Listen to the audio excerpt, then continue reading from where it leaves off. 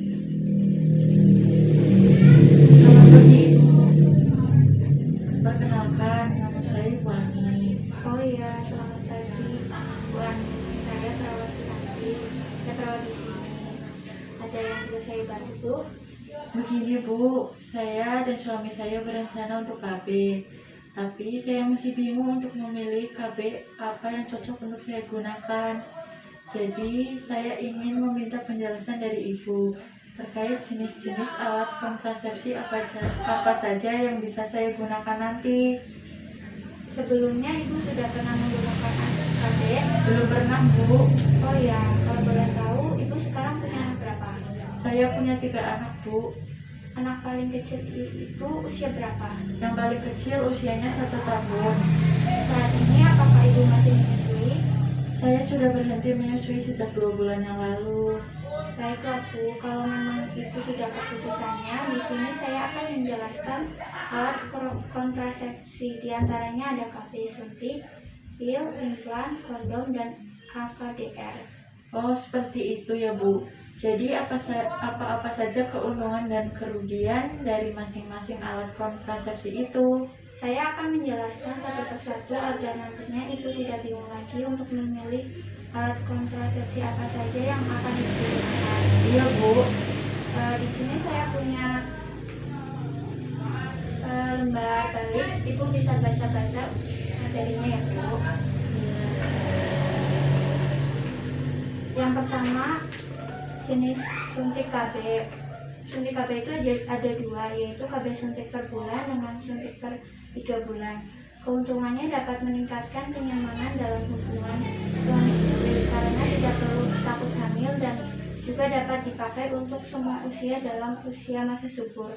Kerugiannya bagi sebagian ibu mungkin tidak cocok, maka akan timbul flek-flek dan dapat mengakibatkan kegemukan dan mungkin juga berat badan akan berkurang. Yang kedua ada KB implan. Untuk KB implan ada 3 jenis, diantaranya yang 2 batang dan 3 batang, dan ada juga yang 6 batang.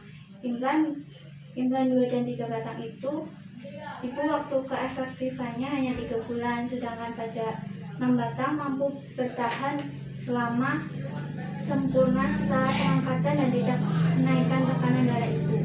Kekurangannya kadang mengeluh sakit kepala, gelisah, juga dapat terjadi peningkatan atau penurunan berat badan. Terus yang ketiga ada kondom. KB ini digunakan oleh pasangan ibu atau suami. Keuntungannya dapat mencegah penularan penyakit seksual seperti AIDS. Juga pemakaiannya yang praktis, kerugiannya tingkat keefektifannya masih rendah karena biasanya dalam pemasangan kondom bisa saja disobek. Yang keempat, KB pil. Kelebihannya bisa digunakan oleh usia produktif.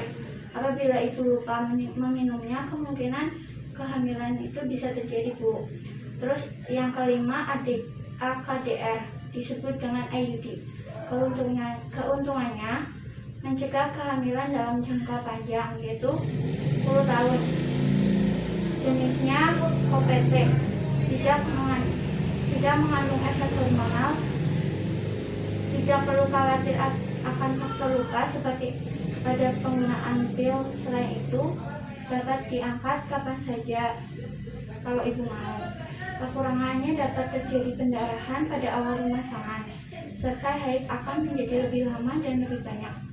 Bagaimana Bu, apakah ibu sudah mengerti tentang penjelasan saya? Ya Bu, saya sudah mengerti. Jadi apakah ibu sudah menentukan jenis KB apa yang akan ibu gunakan? Saya sudah memutuskan untuk menggunakan IUD. Oh, jadi ibu akan menggunakan KB IUD. Iya Bu, saya akan menggunakan KB IUD. Baiklah Bu, saya tanya sedikit lagi ya. Kapan ibu terakhir melakukan hubungan seksual? Sekitar 5 hari yang lalu, karena setelah itu saya menstruasi dan semalam baru bersihnya. Oh begitu. Apakah ibu dan bapak selama ini merokok atau meminum obat-obatan terlarang? Kalau saya tidak dua-duanya, tetapi suami saya merokok. Maaf sebelumnya Bu, Apakah ini pernikahan Bapak dan Ibu pertama? Ya, ini pernikahan saya dan suami saya yang pertama. Baiklah Bu, setelah saya melakukan pengkajian terhadap Ibu, maka Ibu sudah memenuhi kriteria pemasangan KBAID. Kira-kira kapan Bu bisa mulai pemasangannya? Besok saya akan kembali bersama suami saya untuk pemasangannya, Bu. Baiklah Bu, besok Ibu bisa pergi ke bidan untuk melakukan pemasangan KBAID. Kalau begitu terima kasih atas penjelasannya ya. Saya permisi dulu, Bu.